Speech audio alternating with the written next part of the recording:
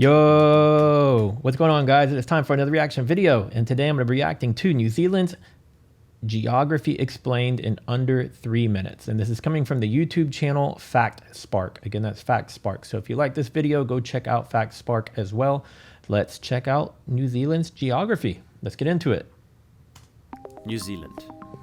Despite being forgotten on so many maps that there is an entire subreddit dedicated to it, being projected as the literal end of the world, and all other continents seemingly fleeing from it, New Zealand has quite a lot to offer. It is home to some beautiful landscapes and nature spectacles, such as Mount Nauru, the plains of the Mackenzie Basin, the mountains around Port Waikato, or the Putangiroa Pinnacles, which all seem like they are depictions of an epic fantasy world. Chapter 1.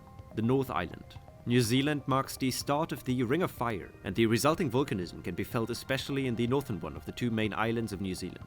Dormant and active stratovolcanoes such as Mount Ruapehu, Mount Taranaki, and Mount Gauraho characterize the central North Island volcanic plateau, and the Lake Taupo, the third largest lake of the country, is a water-filled cauldron of one of Earth's most violent supervolcanoes, which caused the largest eruption on planet Earth of the past 5,000 years.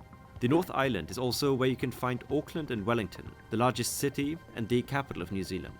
With a combined population of 2 million people in their metro areas, these two cities make up the cultural, political and economic hub of the country.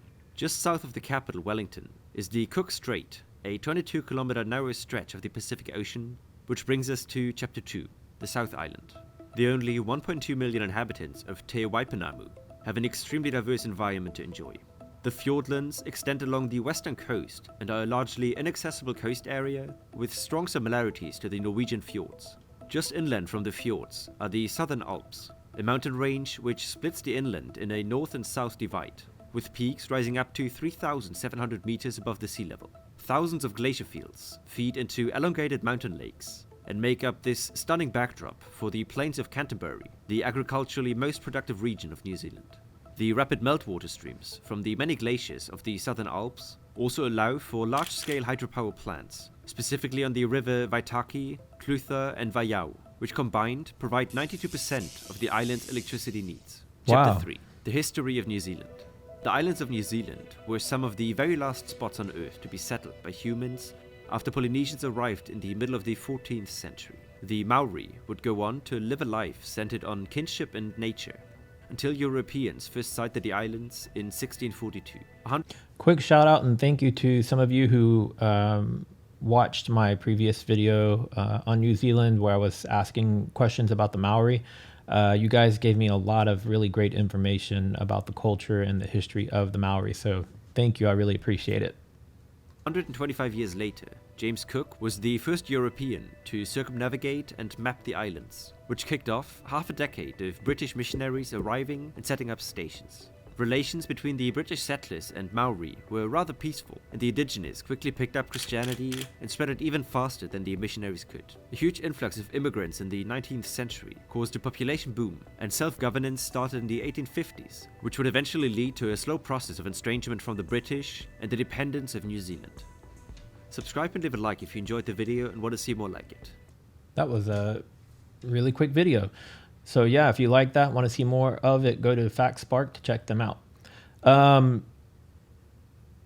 Picked up a few new things. The power grid is really interesting to know that those 3 rivers or 3 waterways, basically the power that they're able to generate there, if I'm remembering quoting this correctly, 90% of the power for both islands is pretty impressive.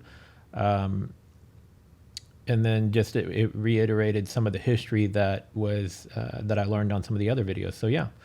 The more times I hear this stuff, the more it starts to sink in and resonate, and I'll remember it. So maybe 3 to 5 videos in, I'll be able to kind of recite this stuff off the top of my head and not have to rely on watching the videos any longer, and I'll just actually know the information. So if you've got some helpful videos about New Zealand, tourism videos, culture, food, music, anything and everything New Zealand, comment below, leave me links if you have them, so that I can go check out those videos and do some reactions to them. If you're new here and you like this video, please give it a thumbs up. Please subscribe, click the bell so you'll get notified every time I upload a new video. And comment below. Let me know where in the world you're watching me from. And I'll see you guys in the next video. Later.